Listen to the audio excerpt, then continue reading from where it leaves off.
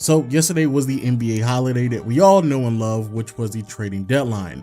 This is a point of the NBA season where teams get together at the very last minute to try to make some changes to their roster in hopes that it will make a difference in the near future. And before yesterday, there were a lot of beliefs that there weren't going to be that many moves to be made, especially since a lot of players just signed their new contracts in the last offseason. However, surprising to all of us, there were quite a few players who were traded, so much so that it took a lot of people off guard, including myself. And because of this, I decided to sleep on a lot of the trades that happened within the last 24 to 48 hours. And I'm happy for that decision, because originally I was going to make a winners and losers type vibe of a video, but I don't really think that would have gotten into the nuances behind a lot of these transactions, especially because I don't think there's that many teams that are flat out losers in this year's trading deadline. But before we get into the trades, let me give a huge shout out to today's sponsors, and it's my podcast. For people out there who don't know, I do have a new podcast with my good friend Agent. I will put the link in the description and also in the comment section below. Now, no, it is not a NBA or basketball specific podcast. It's more so us just talking about our lives and talking about some current events as well. However, since we are massive fans of the NBA, we of course touch upon some of the trending topics around the league. So I'm pretty sure it is a podcast that you will enjoy. But with all that being said, let's get right into these trades, and let's first talk about the D'Angelo Russell and Andrew Wiggins transaction. Now for me, this was easily the biggest surprise of the trading deadline. Not because D'Angelo Russell got traded, because if you've been following me on Twitter for quite some time now, you know for a fact, as soon as the Warriors acquired D'Lo in the offseason, I knew that he was going to be traded. However, what was surprising was the timing, especially since it felt like the Warriors had all the leverage in any D'Angelo Russell trade talks. Because of this, I don't really understand why they decided to rush this, especially when the only thing that they received from the Minnesota Timberwolves was Andrew Wiggins, a 2021 first round pick that is top 3 protected, and if it's not conveyed, then it will be unprotected in 2022, as well as Minnesota's 2021 second round pick. An offer that honestly I believe still would have been on the table during the summer, especially since this free agency class is going to be extremely weak and there potentially could have been more suitors in this year's offseason, which means you could have put more pressure on the Minnesota Timberwolves, which could have translated more to just Wiggins and 2 draft picks, with only one of them being a first rounder. And even though, yes, you can be optimistic about the type of player that Wiggins is going to be besides both Curry and Clay, it still doesn't justify the $25+ million he's owed on a year-to-year basis within the next 3 to 4 years. And because of this, I have to give the Golden State Warriors a D. Quick side note, I do want to say this though, this grade could potentially turn into a B or even an A if they decide to trade Wiggins in the offseason, which honestly, I believe that they are going to do, because I just don't believe in Wiggins anymore. I think that's how bad of a player he is, especially on that contract. And with that being said, that actually makes way more sense, especially since they acquired another asset in the process.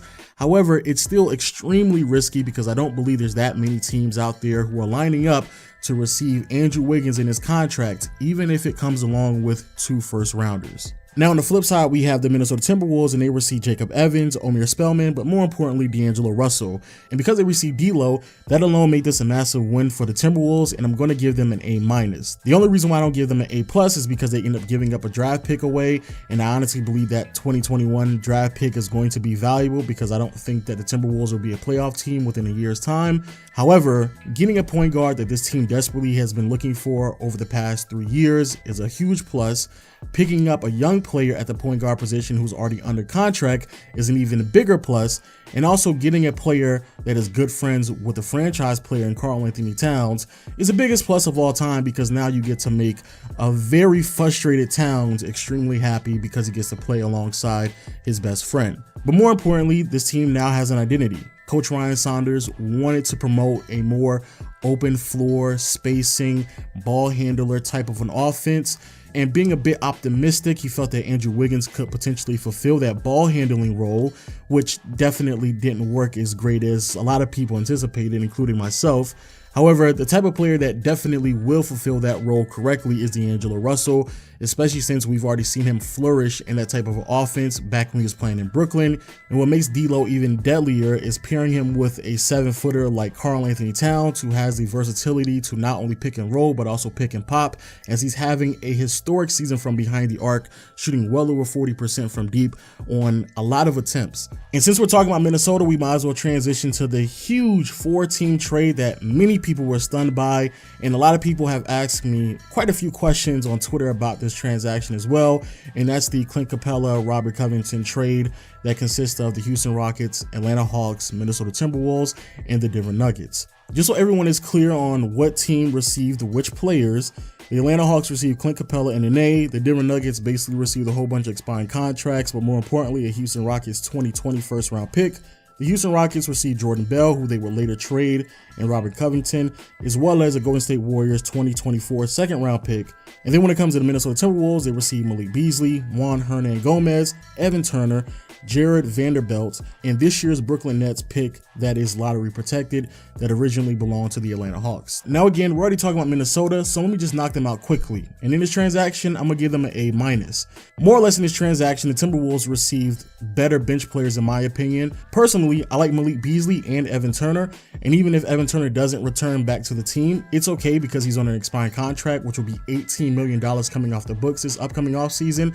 But again, picking up Malik Beasley and Juan Hernangomez, I think those are two quality players to take a swing at for this upcoming team, especially with a new direction that they're heading into. But more importantly, the Timberwolves ended up with another draft pick, which is amazing when you think about it because they didn't even give up their draft pick this year in the process. The only knock against them is that they took a step back defensively by losing Robert Covington. However, even with Covington on the roster, it definitely doesn't seem like Minnesota is going to be a defensive-oriented team, especially with the two best players being D'Angelo Russell and Karl Anthony Towns. And then when it comes to the Denver Nuggets, I'm giving them a B+, and the reason for that is because they were able to flip Malik Beasley and Juan Hernangomez for a first-round pick.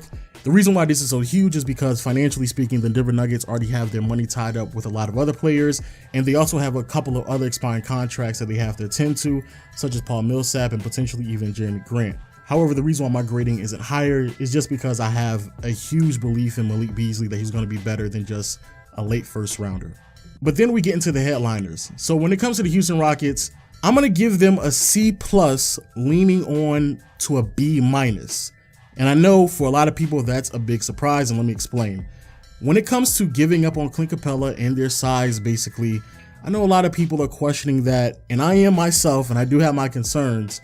However, thinking about it through the lens of Daryl Morey and that Houston Rockets front office that is heavily analytics based, if you take the time out and look at the numbers, when Clint Capella is off the floor, Houston offensively is a much better team. And then when you look on the defensive end, when Capella's off the floor, they only get worse by a small margin. So theoretically speaking, if I can get someone like Robert Covington, who's 6'9", who still has a lot of size to him as well, but can give me the floor spacing that I need, offensively, I should get significantly better. And then defensively, they still should be able to stay roughly where they're at, since Robert Covington has the ability to switch, which is a defensive scheme that they rely on way more than rim protection. And if I had to be honest, I probably would have given the Houston Rockets an even higher grade if they didn't give away their draft pick this year, which in my opinion is ludicrous because I feel like losing both Clint Capella and Nene is more than enough if the only player that I'm acquiring is Robert Covington. So again, I don't understand why they gave away a draft pick.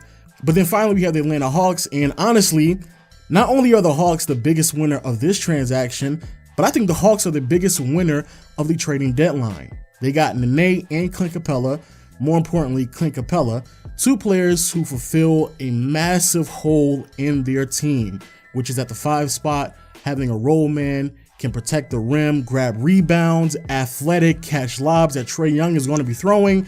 Again, I feel like that's the perfect fit for this team. Also, Clint Capella is only 25 years old, and he's under contract for the next 4 years, and he's getting paid less than $20 million each year. So in my opinion, it's a great pickup for them, and I'm going to give them an A+ for this transaction. And speaking of the Atlanta Hawks, you might as well stay with them and go with the Dewayne Dedmon acquisition from the Sacramento Kings transaction, as the Atlanta Hawks received Dewayne Dedmon and 2 second rounders, and the Sacramento Kings received Alex Len and Jabari Parker. This is the one that a lot of people were kind of questioning because the Atlanta Hawks, it looks like they're giving up their second best player in Jabari Parker. And that's just because people don't really watch the Hawks, or they only see Jabari Parker putting up 15 points on 50% shooting from the field. And so they think that he's quote unquote the second best player. Trust me when I say he's not. He puts up empty numbers. He's horrible defensively, and not really a knock on Jabari, but the way that he scores isn't really indicative to the type of offense that the Atlanta Hawks want to run, because a lot of the points that Jabari scores is in the mid-range area. The Hawks obviously want to space out the floor, be more point guard oriented, potentially get a roll man, and Jabari Parker just doesn't fit in that offense.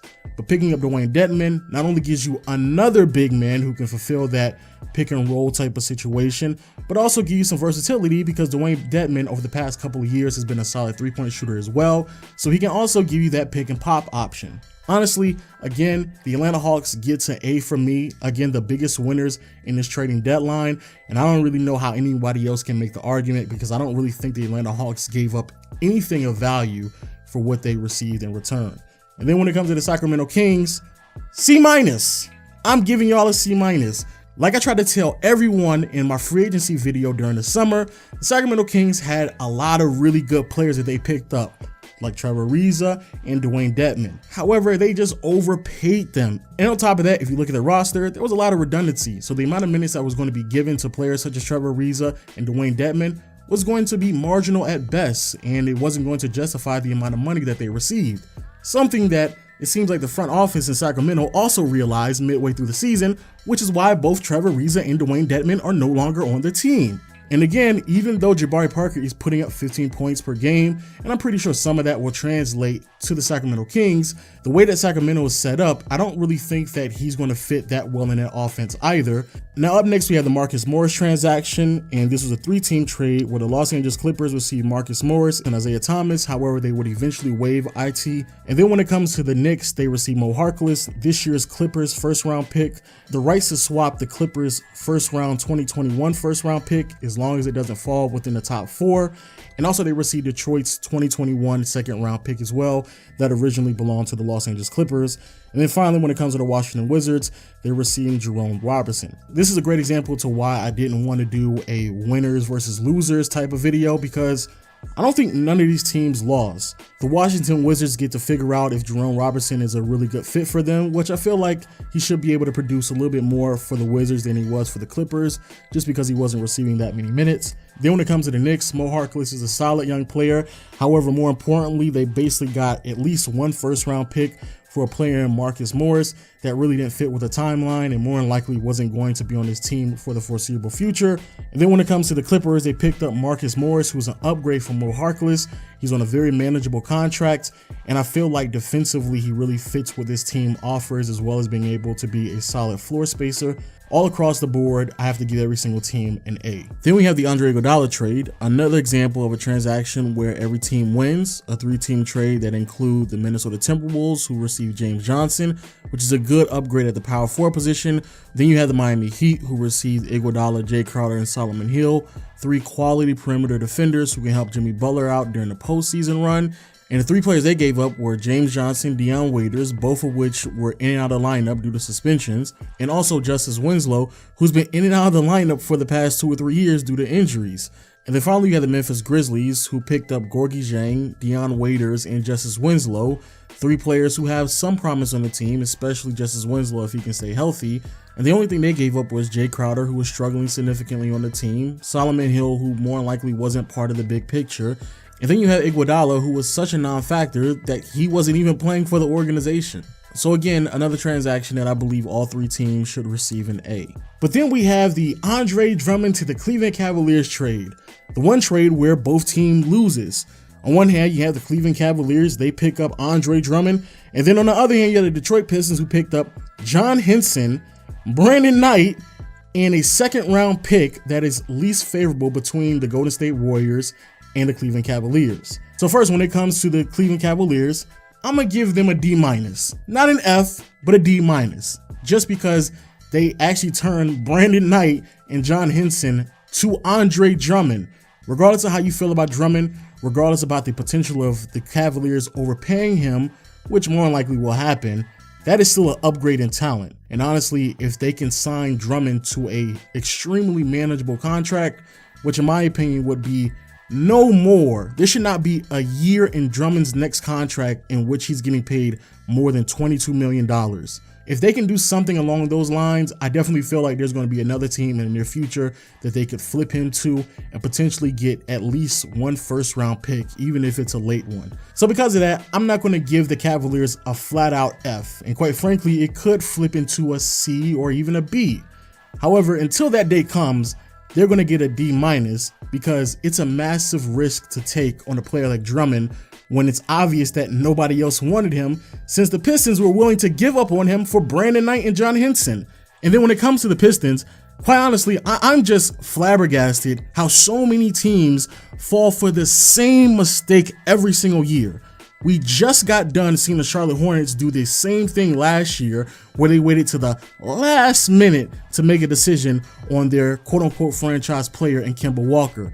So here we are now with the Pistons, and they're waiting on the last minute to determine what they're going to do for Andre Drummond. And so when you wait this long and the player turns out to have an expiring contract, you get less value for that player. We all know this already.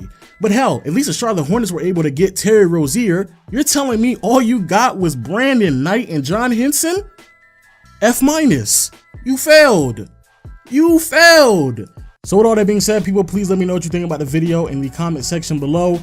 Yes, I know I didn't go over every single last trade, but trust me, I don't think I need to spend that much time talking about Sky Labisky or going to the Atlanta Hawks. I really don't think I need to spend any time on that at all. Also, please don't forget, if you want to listen to the podcast, the link will be in the description as well in the comment section below. Follow me on Twitter, hit the subscribe button, notification bell, all of that jazz. And until next time, I'll see you all later. Peace.